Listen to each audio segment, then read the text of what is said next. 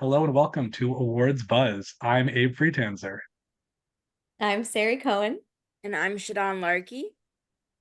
and we are excited to be here discussing the limited series, anthology series, and very few TV movies in contention at the Emmy Awards this year. This is an exciting race in a lot of ways, even though I think there's one show that is likely very far ahead. But I would like to hear from both of you first if there is something you are betting on taking a lot of these prizes home. I feel like we're all going to be on the same page here. Oh yeah. Does that limited series start with baby and end with reindeer? Ding, ding, Yes, but it features names people don't know. And so that is my hesitation is as we go through each of these categories, I think there is possibility that whenever the most common answer to the question of what show do you watch, what show do you think is award worthy, was that lady from Baby Reindeer. And Mhm. so the fact that people don't know Jessica Gunning's name, I feel like gives me a little bit of pause. Same with Richard Gadd. I think that it is still likely that it's going to triumph everywhere, but I do think there are a lot of notable names in all these categories that we just want to be a little careful of assuming that it is cemented as the definite winner. True. That is a very good point. Although I do feel like that series kind of swept everybody away this award season. It is the one that everyone is buzzing about. I think it depends on what you like. I think that's the beauty of all of this is that it is subjective. So there are some other, like you mentioned, some wonderful names in the category. It's just curated to your liking. And we've seen a lot of like Emmy sweeps in recent memory, right? I mean, that's what I was sort of struggling with when I was making my predictions is I was like, are they really going to give this many wins to one show? But we've seen that. We've seen that when they like something, they'll just sort of check it across. So I feel like even if you don't know the names, if you see Baby Reindeer and you're going to go, I like that show, I'm going to vote for it. So that's kind of my thinking as I went through and I was Well, let's start with Best Supporting Actress because I think Jessica Gunning is definitely the front runner, but this is a pretty stacked category. I think Kaylee Reese is someone who's done a lot of great things. If we're looking at Emmy submissions, episode submissions at all, her submission is absolutely fantastic. And Lily Gladstone, people might know this up and coming recent Oscar nominee. I don't think that Nava Mao, who is terrific, is going to beat her co star. She's Terry in Baby Reindeer. I think that's unlikely. And I think, much as the other nominees are also very good, I don't know that there's much of a shot there. But I guess the question is if it's not Jessica Gunning, who would it be? My vote is for Lily Gladstone. Mhm. I absolutely love her. I loved Under the Bridge. She did not disappoint. I feel like and that also had such a phenomenal cast, but I feel like every time she steps on the screen, she just takes your breath away. I was rooting for her the last awards. I was rooting for her at the Oscars. So um, to see her nominated once again, which is no surprise, I feel like she's my personal favorite. I would agree. Yeah. If I had a ballot, I'd vote for Lily personally, but I do think Jessica is gonna pull through. And I think Netflix has done a really good job of putting her front and center in this campaign. We've seen her everywhere. As soon as the show started to really pick up steam, they started doing FYC events and putting her front and center. So I feel confident in predicting Jessica, but overall, this is probably one of the strongest categories of the whole our whole discussion and of the whole night for me. I think they did really well with this one. I do think what Lily has going against her is that her show is not nominated anywhere else, which is obviously a disappointment. That doesn't mean anything. It's just something to consider. Um, Kaylee, I think, would be the number two, in terms of chance of winning for me. And I think that I might have, if it was my choice, submitted Jessica as a lead actress. I don't know how that would have panned out, but I do feel like that could have made for a good sweep for the show, which is not the reason to do it, obviously. But compared, especially with Nava Mao, the screen time and everything, I do think that she's in so much so I think that could have been a good strategy. Um, I think you brought up a good point also too that Lily show is not really mentioned anywhere else, but we have seen that from time to time of like, you think the award is going to go to someone else. Everybody's given all this love to one show, and then, there'll be that win. So yeah, fingers crossed.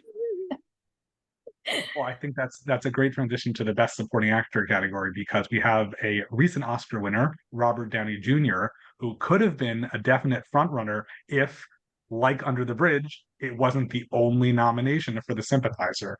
And I do think he's good. I think there's a lot more about that show that's really good. I wish there had been other actors nominated from that show. But this is one where Tom Goodman Hill is great in Baby Reindeer. I don't know that I feel like if he wins, it's more of like what happened with Annie Murphy for Schitt's Creek, or Tobias Menzies for The Crown, when there was a sweep, and so they weren't necessarily on their own guaranteed to do it. But I think this might be Jonathan Bailey for Fellow Travelers, even though that show is not nominated for Best Limited or Anthology Series. I mean, I told y'all when we did the Zoom nomination morning that was my favorite nomination, and this is how much of a dork I am. Every time I think about it, I still start smiling and like giggling like a schoolgirl. But I just really think, with the Wicked promo that we've seen, with Bridgerton still being in the conversation, he has enough. He does not have the A-list magnetism of Robert Downey Jr., who does nowadays, but I feel like there is enough of a pool. Enough people have seen Fellow Travelers. It is not nominated in the main category, but it did pick up nominations elsewhere, so it's in the sort of peripheral of Emmy season. So I would be truly devastated if it doesn't work out, but I do think that it's going to. Fingers crossed. That's my fingers crossed of the I totally agree. I love Robert Downey Jr. I think he's fantastic in everything he does. He really is deserving of as many awards as he can get, but I don't see this as his one. I'm with you guys. I think Jonathan Bailey is it. I would not be surprised. I will say that, if he takes home the Emmy for this. I But also wouldn't count out. Please, Shadan. I was just gonna say, I wouldn't be surprised if Robert Downey Jr. I mean, as much as I think there is like, maybe things are culminating around Jonathan Bailey a certain way, I just wouldn't be surprised if they went, oh, Robert Downey Jr., I love him, check. Although the fact that he is the only one nominated for The Sympathizer, I think in this particular situation might work against him with Emmy voters. Yeah, we'll see. I think the other one to watch out for is someone else whose show is not nominated for Best Limited Anthology Series, and that is Treat Williams, who unfortunately died recently. And I think that it's nice to see a nomination like this, posthumously. But I don't think that's enough to get him there. But it's worth not discounting it just to be safe. Mm. And Yeah. so moving over to Best Actress, this one I think is pretty competitive. I think Sofia Vergara, even though Griselda is in that same position of, not being nominated for other awards, I think that she never won for Modern Family. There is something about her being here. But I do think that Jodie Foster remains the front runner. How do we feel about that? 100%. She's another one that's like, she steps on screen, and how can you not love Jodie Foster? I mean, she is such a powerhouse in every way. I think she was phenomenal in this, and definitely award worthy. This is probably the category that I struggled with the most, and I'm really not sure. I ended up going with Jodie Foster just because I think she has so much industry support. I mean, we saw it with her Oscar nomination coming back after so many years. I think people just love her. They respect her, and she carries such gravitas. But what gives me pause is that, Lessons in Chemistry came out a long time ago, and Brie Larson has sustained, and we see it with the nominations. I mean, 10 nominations for Lessons in Chemistry overall.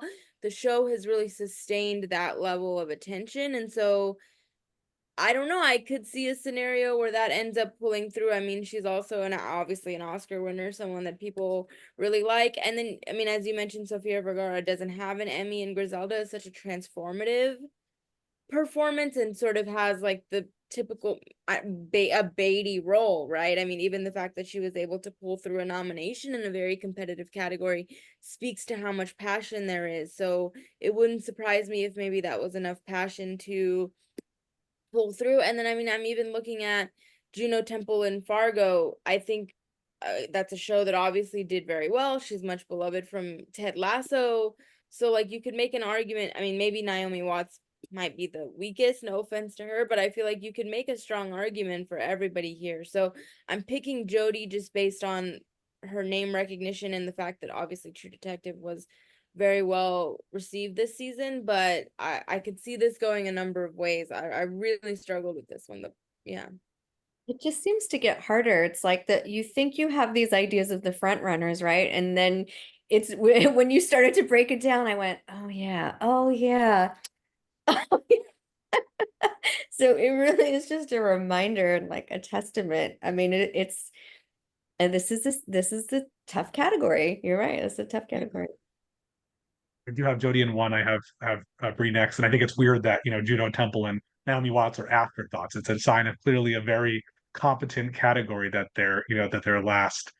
And so yeah, but I do think I also think about Jodie's win the Golden Globes for The Mauritanian a few years ago. That like that sort of came out of nowhere. And if she's now in a show that is popular and obviously has a different awards body, but still just the idea that she's clearly beloved and she is good. Like it is a good performance. And this, I think it's almost better to be in something that went downhill in quality and then came back and now people like again, which same argument for Juno in a lot of ways. Season 4 of Fargo was almost entirely like ignored. And I think that the fact that it's back in a big way is great.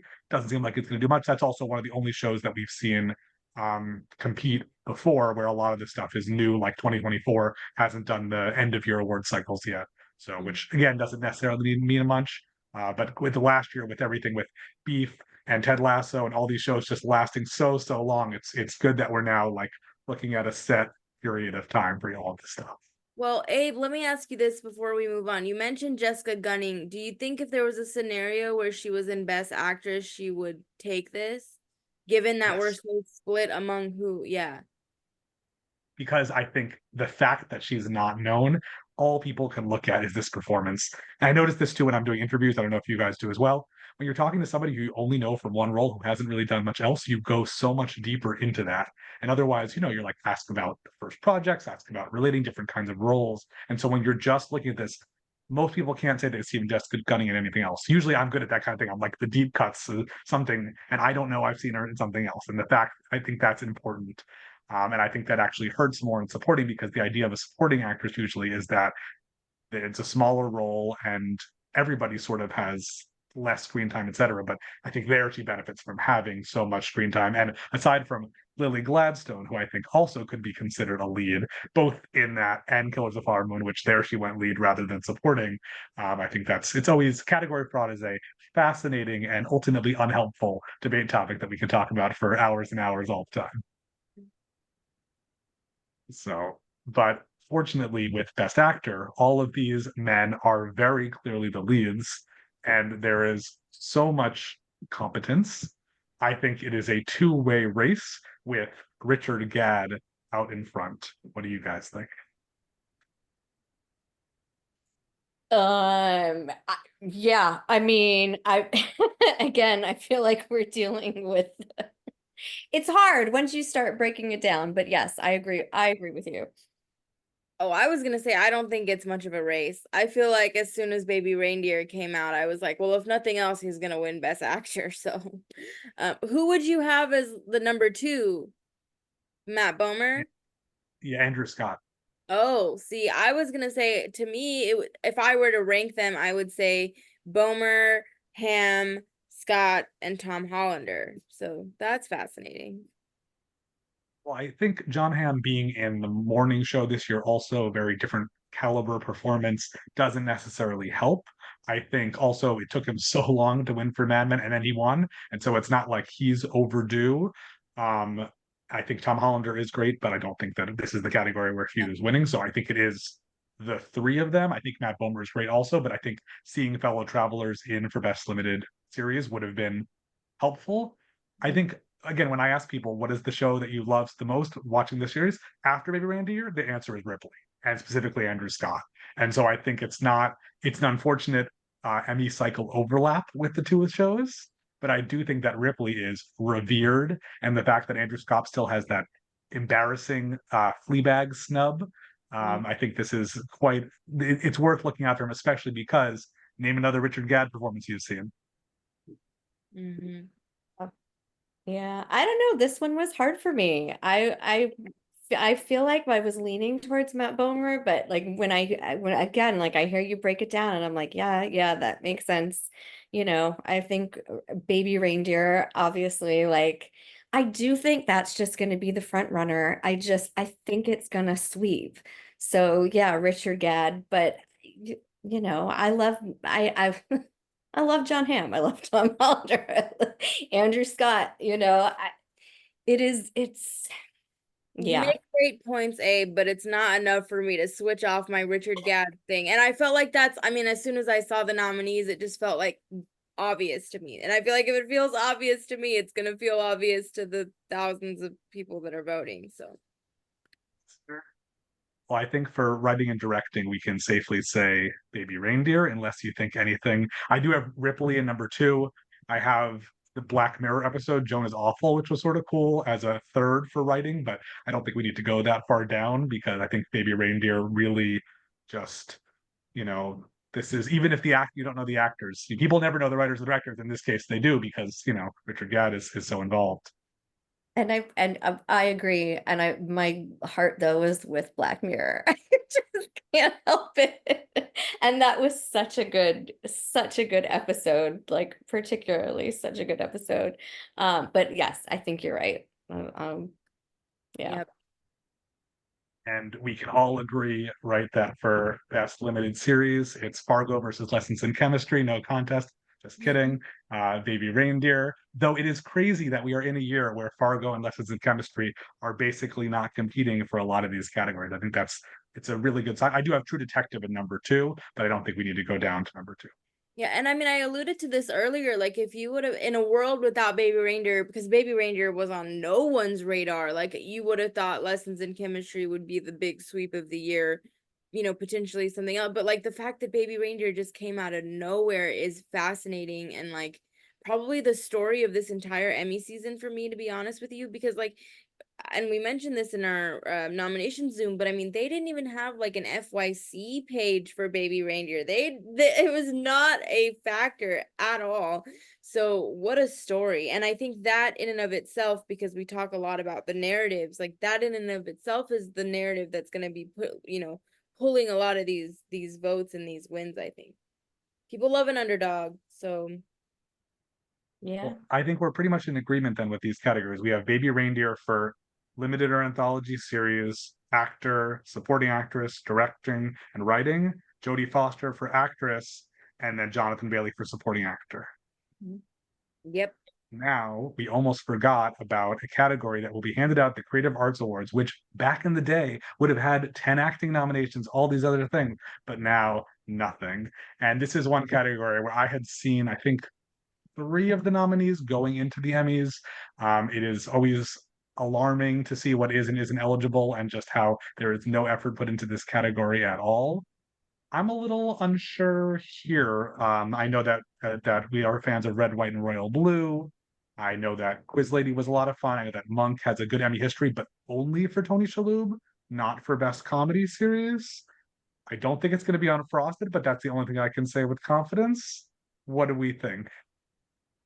Another category that I really struggled with, and I think, Abe, you're absolutely right in your sort of assessment, because I was thinking, well, if we're going just based on name recognition, I think a lot of people recognize Monk, and maybe that'll just be enough for them to check it off. But I don't know if that's a strong enough thing. I mean, Quiz Lady is great. Have people seen it? I know people have seen Red, White, and Blue. It was really popular. It was all over social media, but does it have, and I don't agree with this, but like, do people think it has like a YA or like a sheen of like romance, and so therefore it doesn't have like awards gravitas? Again, that's terrible mentality. Unfrosted, I mean, the nomination alone caused a lot of controversy, and people, so like, I don't see a scenario where that wins at all, regardless of Jerry Seinfeld's involvement. Scoop is maybe the most like prestige of these titles, but I don't know if people have seen it. I feel like it came and went in a lot of ways. They're even making another project based around this, so like I feel like it's kind of, this one is a flash in the pan of like people have moved on. Yeah, and that show is starting a few days after the Emmys also, so it's Right. interesting timing.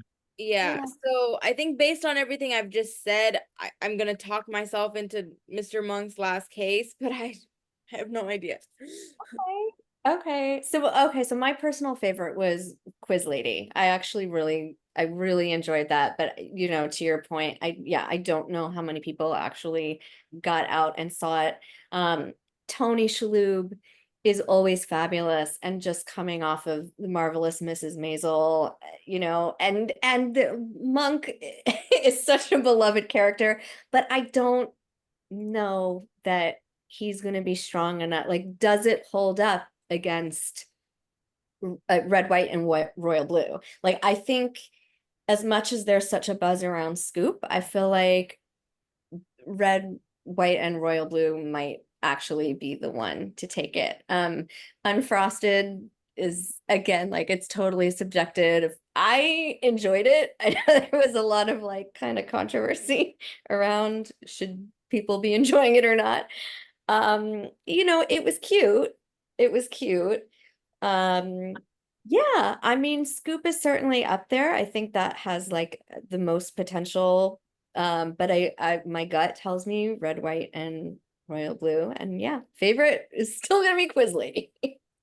I mean, Matthew Lopez does have a history with the Tonys. He's very, very well respected. So, and I feel like just the fact that movie did so well that they like have a sequel that they were building to. This is so hard, you guys. But I agree with you. Sorry, if I was picking just based on like what do I want to win, I would pick Quiz Lady, but I don't know if people are gonna actually vote for it. Yeah, I really think it's gonna be between Red, White, and Royal Blue and Scoop. I think those are the two main contenders, and either one could take it. And I have Monk in number 2 and Quiz Lady in number 1. So it seems like we are split on this one. We all have different things, but no one feels passionately or confident, and that's a good thing. So we'll make sure to watch the Creative Arts Emmys for this one. Do we have anything else to add for these categories? Any lingering sentiments? Just excited to see who wins. It's a good Yeah. year. It's a To good your year. yeah, to your point earlier, Abe, like I feel like, I mean, maybe not even 10 years, let's say like 15 years ago, like if you would have told me that limited series was consistently the most interesting set of categories at the Emmys, it would have just shocked me. But like that just speaks to how much our cultural and like television landscape has shifted. But when I think of my favorite shows of the year, they're mostly limited series, and they're the shows that when I'm like looking at what's coming out, I'm mostly looking at the limited series, and I just think the like depth of talent here is incredible, and what a year. So And we are fortunate to have interviews with people from Baby Reindeer, Fargo, Fellow Travelers, True Detective, Red, White, and Royal Blue, Quiz Lady, and more on the Awards Buzz YouTube channel. So make sure to check that out. Subscribe if you haven't already, and come back soon because we have many more categories to discuss. Thanks for being with us today.